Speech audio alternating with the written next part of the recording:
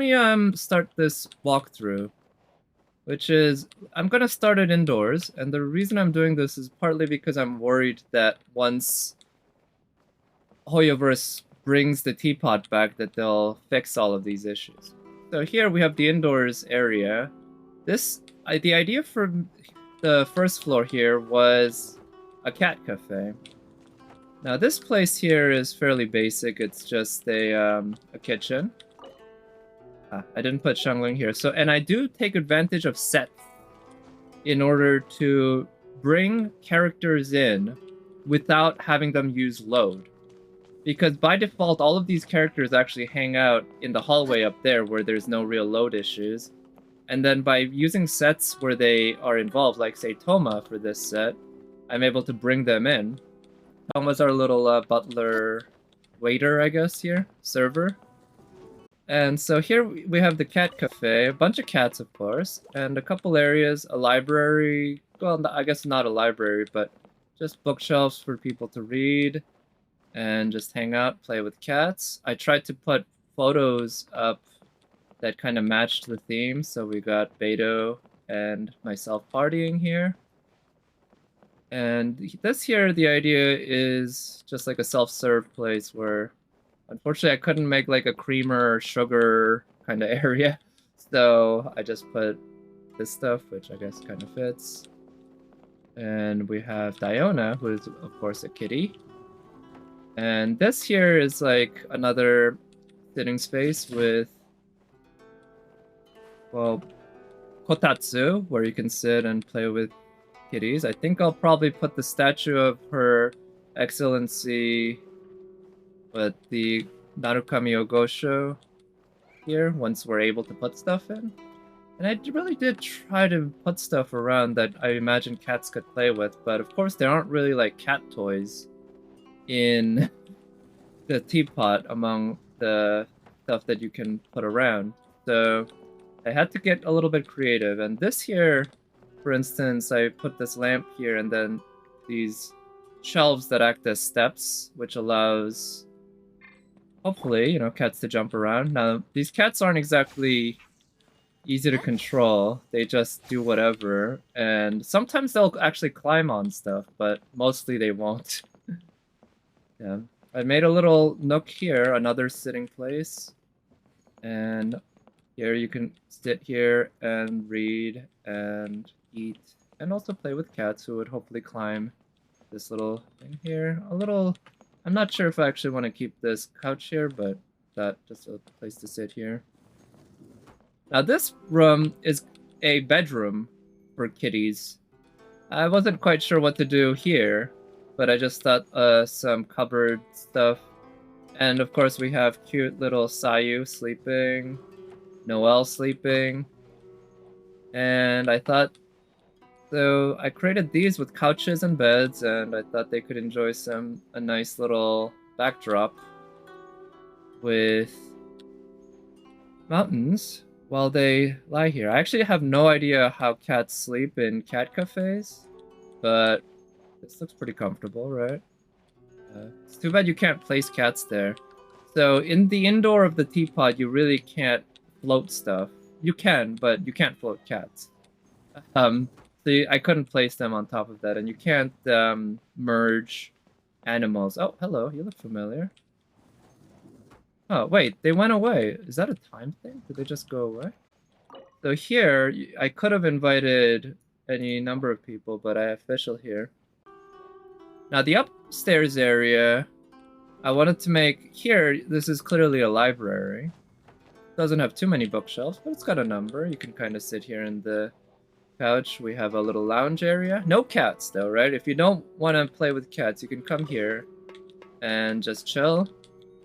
Maybe do a little bit of studying, read up on something, some research. Official can help you out. And this is the bedroom. We have, and I chose Kaching because out of all the characters who have bedroom sets in the game, Kaching's the most cat-like because she's got the cat ear hairstyle, even though she's not a real cat girl. And it's a Inazuma. No. I think this is a, yeah, this is a Liyue style bedroom. That's why I can invite Kaching. But I thought I'd just put this little area here where if you have to do some work or whatever, you have a little corner with some shelves that you do. Place right next to the beds that you can, just chill with a friend. And we got clothing hanging out. And yeah, also the outdoors hallway here. I did put a cat here just for the heck of it, and here this is a lunchbox, so you might grab some food from downstairs, bring it up here. I thought this looked pretty cool. Just some swords and a shield and some art. We got art lining the hallway up here. Just an assortment of Inazuma scrolls. Oh yeah, and here you got Diona getting angry at some drunkards because right here is the bar where you might go and ask for a drink. So that's the indoors area, and yeah, pretty much that cat cafe. And now the outdoor area. I think I'll start with just the main house first. So the main house area we're right here. You can see Tubby's right there, which means this is the main house. We just came out of it. But if you look, this is actually not the main house. This is a different structure. And it's actually also part of a set that I used so that I could invite Kujo-Sara. Now, sadly, the way the game chooses where to place characters that you invite is not something that I'm so good at understanding or controlling. In fact, I don't know how to control it at all. So I would have loved to have Kujo-Sara here, because right here we have a little archery range, and I think she'd really get a kick out of doing this, even though it's probably pretty short. But you got bows, and this is all part of the set. But Kujo-Sara decides to hang out here, which, I mean, I guess she's just chilling and looking at the moon, contemplating, instead of working on her craft here.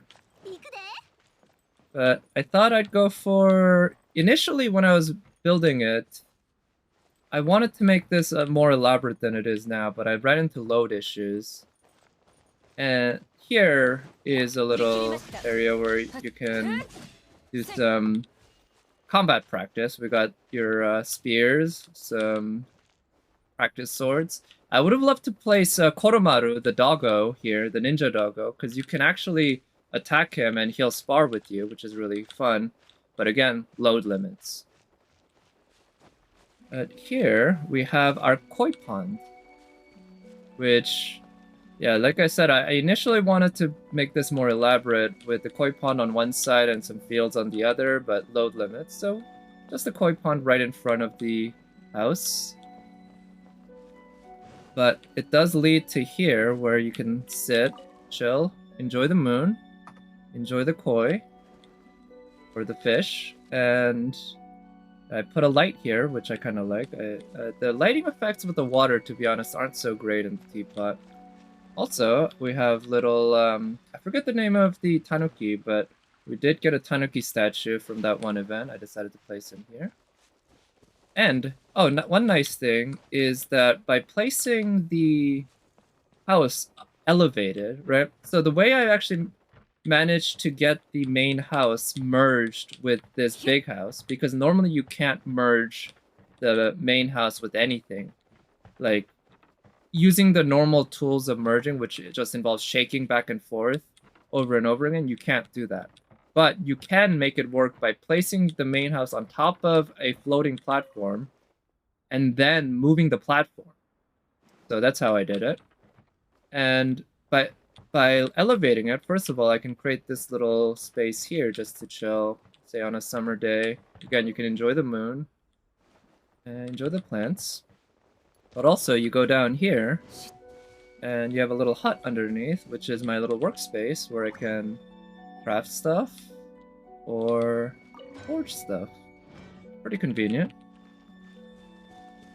Right next to that. And, oh yeah, one last thing in this area is just another kind of sitting area. We got some alcohol here and some pots so that you can pick up food.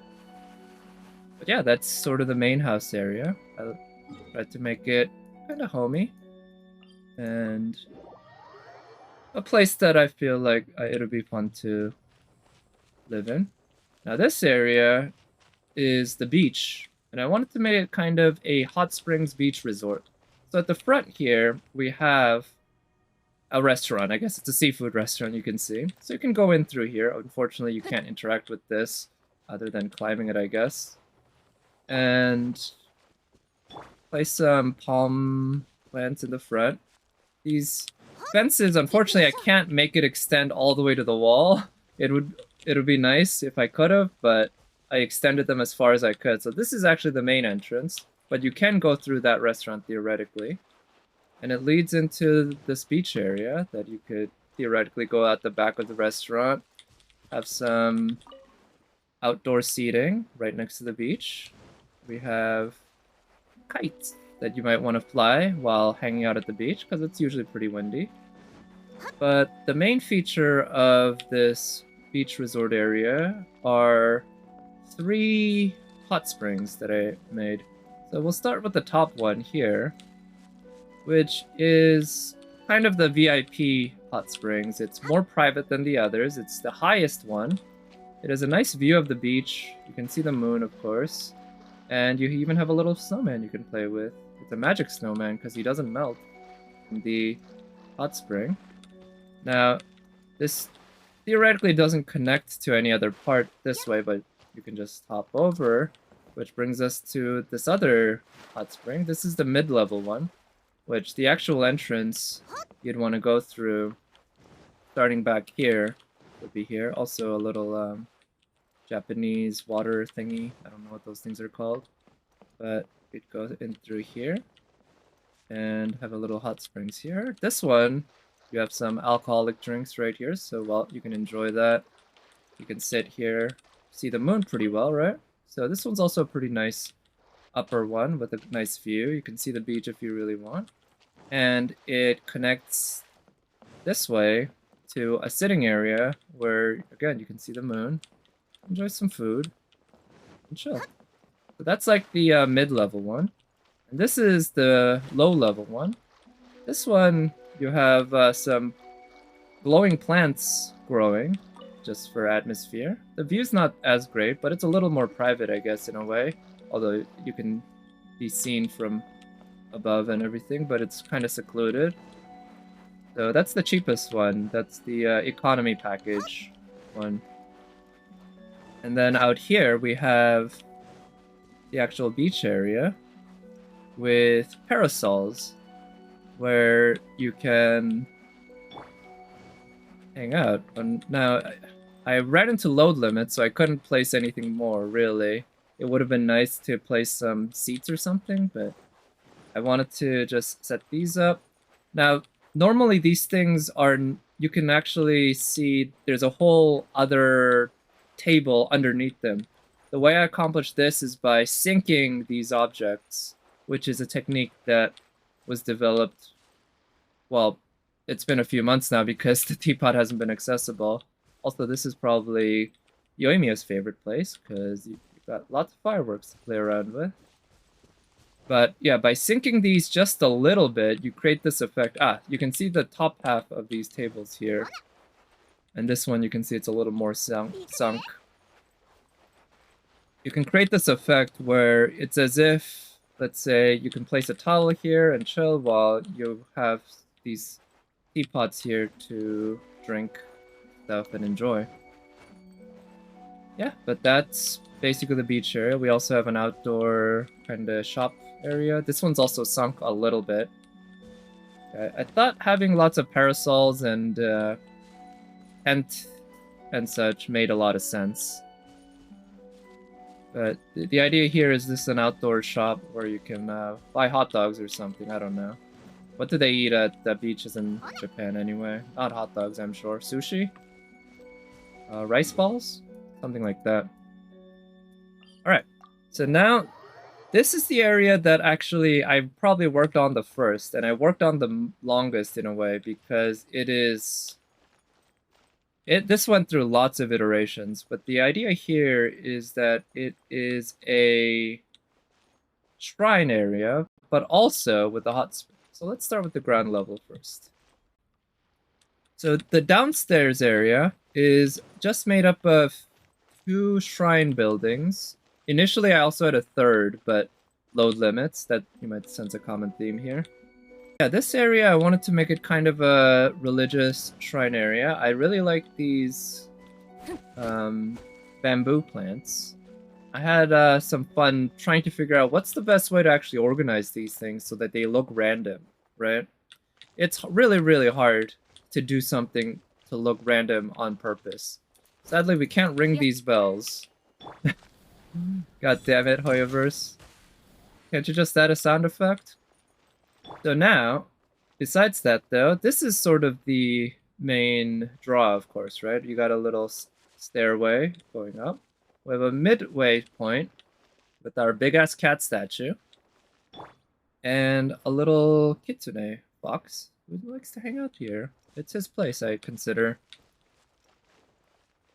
But we could make our way up here. Another fox statue. Or a fox statue. And into here. Now, another nice thing. I am using a set. Which means we can invite someone in. Like so. So Yae Miko can hang out here. Now this one took a bit of work to actually set up because this is using the set of the hot springs, which there's one with Yae Miko and Yoimiya invitable. But this one's also elevated. So that involved a bit of work putting the entire set on top of multiple elevated platforms. And then just making sure that the set didn't break as I was fiddling around with it. Playing around with sets is pretty difficult without breaking it, so that you can still invite people over and such, but I think it's worth it. I really like the results. Now this one, this little nook I came up with pretty late in the process. I had this big hole here and I was wondering, what should I do? Like, what do I do with it? And it occurred to me that, yeah, I could actually place benches and tables here to create this little like under a sunk area where the idea here is it's like a vacation spot, right? This is like the elite. If the one place in the beach area was like high class, this is elite first class service. You get a whole lot of area. You have this platform here where you can sit and look at the moon and enjoy it.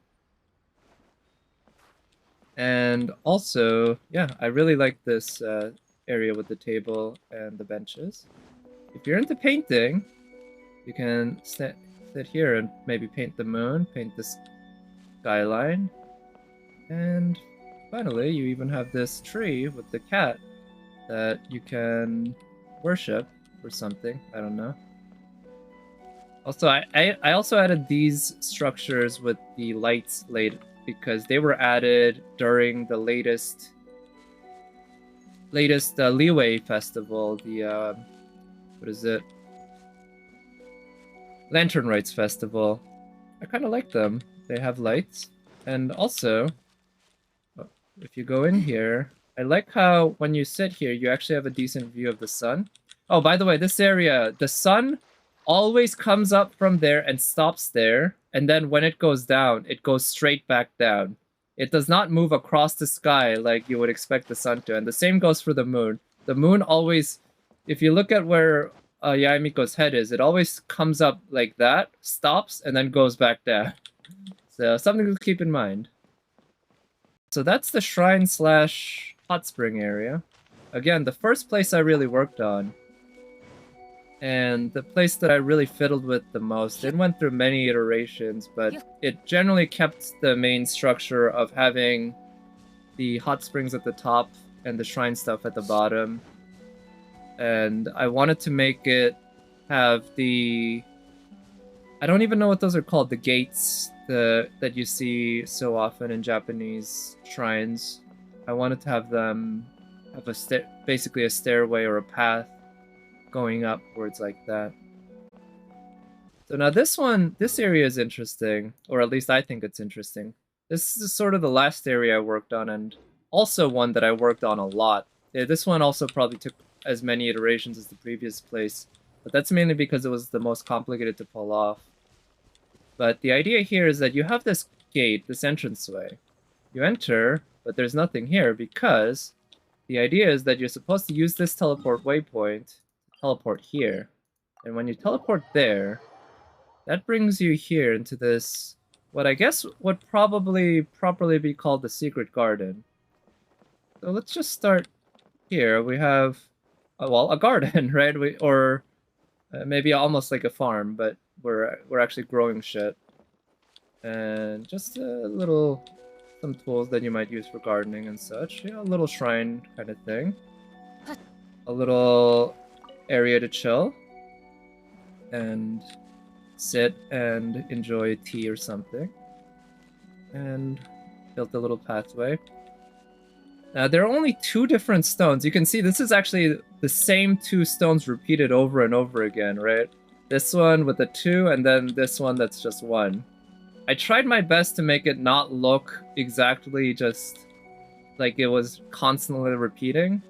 I even mixed in this one in the middle, but this one you can tell is just doesn't quite fit as well for walking. So I tried, but I think it ended up okay. Now, I really like this area because this is a place where even Zhongli will have to swim, even though it's fairly shallow. But there are areas in the... Actually, let's go through these. There are areas in the... on this patch here where, because of how high the rock comes, you can stand. But it's a little corner here. And yeah, what I wanted to go for was having a little pool area or a little pond in the middle. A lot of lights. I wanted to... It would have been nice. I wanted to try to make this as pretty as possible, but there isn't that much that I can do in terms of the colorful or bright plants I could place there. So I put what I could, and of course load limits, being what they are. I was somewhat limited. But that said, I think it turned out okay. I'm not sure if I could do much better, but maybe in the future they'll add more lit up plants that I could place down here. I kind of like the look though of having this little pond with lights. And let me tell you, this was kind of a struggle to get it to line up, because in order to sync these, which by the way, this is the result of syncing, we are far below the actual area of the map. So this is a result of actual syncing, and I had to do syncing 2 separate ways because you can't have things collide with each other really when you're syncing. So by having 2 objects and syncing, I believe I had to sync the top one first, this area where we walk, and then the bottom one next to create the underneath area. But I had to kind of do it blindly because when you're actually syncing, you don't get to see underneath the ground. You see the ground. So getting it lined up was kind of a struggle. And like I said, this area went through many iterations, including having an island in the middle, which I thought could have been neat. But at the end of the day, it was just too complicated. So I decided to go for a more simple square approach. Yeah, in the past, this thing used to be in the middle, and I even had some bridges going around and such, but I felt it just looked too busy. And I also like the effect here, where these plants are actually underwater a little bit. The water is about ankle level. So we have 3 different plots of plants here. We have one just all the way up here on land. We have another one right next to it, which is pretty well sunk. So much so that you have to swim. And then another one that's just in between where everything is ankle level. Yeah. But yeah, that's I guess that about covers it. I think I showed everything that I really wanted to in these in this whole layout, and so that it's kind of satisfactorily saved. I placed a teleport waypoint here just so that I could easily, quickly get up here, because climbing up here is kind of a pain. There is an area up here that I thought would be neat to play around with, but turns out trying to float some furniture up here is a major pain, and also load limits. But yeah, I guess that's about it. How much time I spent?